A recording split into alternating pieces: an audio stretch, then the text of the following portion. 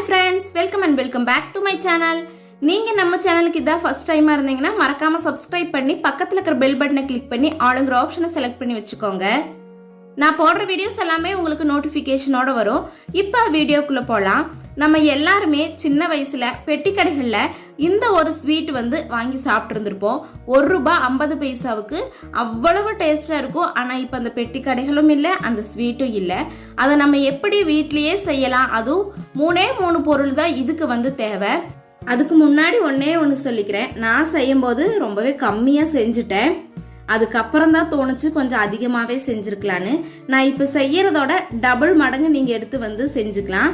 ஏன்னா அந்த அளவு இது டேஸ்ட்டாக இருக்கும். இது செய்யறது எப்படின்னு பார்க்கலாம். ஃபர்ஸ்ட்டு நல்லா அகலமான ஒரு கடாயில் பொட்டுக்கடலை 1 பவுல் எடுத்துக்கலாம்.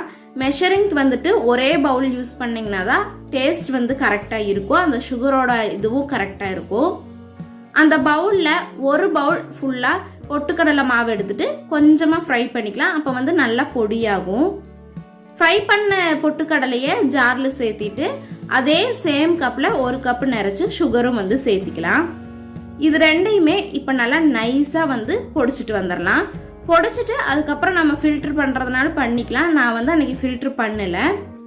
நல்லா மாவு நைஸாக இருக்கணும். அப்போ தான் இதில் கட்டி எல்லாம் இல்லாமல் வரும். இப்போ மாவு அரைச்சிட்டு வந்தாச்சு. இதுக்கப்புறமா அதே கடாயில் நம்ம எந்த பவுலில் பொட்டுக்கடலை சுகர் எடுத்தோமோ அதில் 1/2 கப் நெய் சேர்த்திக்கலாம். அப்படி இல்லைன்னா வாசம் இல்லாத எந்த எண்ணெயாக இருந்தாலும் ஓகே தான். இப்போ அந்த எண்ணெயோ இல்லை நெய்யோ நல்லா சூடானதுக்கு அப்புறமா ஸ்டவ் ஆஃப் பண்ணிட்டு நம்ம பொடி பண்ணி வச்சிருந்த மாவையும் சேர்த்து நல்லா மிக்ஸ் பண்ணிக்கலாம். மிக்ஸ் பண்ணும்போதே உங்களுக்கு அந்த கன்சிஸ்டன்சி தெரியும். நல்லா நம்ம ஷேப் பண்ணுறதுக்கு கரெக்டாக இருக்கணும். அந்த அளவில் மாவு நல்லா கிளறி விட்டுக்கலாம். கொஞ்சம் கொஞ்சமாக சேர்த்திட்டு கிளறினோம்னா கட்டி பிடிக்காது. இந்த டைமில் ஸ்டவ் ஆன் பண்ணக்கூடாது. ஏன்னா நம்ம சுகர் போட்டிருக்கிறதுனால அது கொழகொழப்பு ஆகிறதுக்கு நிறைய சான்சஸ் இருக்குது. ஸ்டவ் ஆஃப் பண்ணிவிட்டு மாவை கொஞ்சம் கொஞ்சமாக சேர்த்தி நல்லா கிளறி விட்டோம்னா போதும். சில டைம் நெய் அதிகமாக ஈரும். அதனால மாவு ரொம்ப கொழன்னு இருக்கிற மாதிரி இருக்கும். அந்த டைமில் கொஞ்சமாக கடல மாவு, அப்படி இல்லைன்னா பொட்டுக்கடலையவே கொஞ்சமாக அரைச்சிட்டு சேர்த்து நம்ம கிளறினோம்னா போதும். கன்சிஸ்டன்சி கரெக்டாயிரும். இப்போ நான் இந்த கரண்டியில் எடுத்து காமிக்கிற அளவு கன்சிஸ்டன்சி வேணும். நம்ம கரண்டியில் எடுத்து போடும்போது உதிர்ந்து போகிற மாதிரி இருக்கணும்.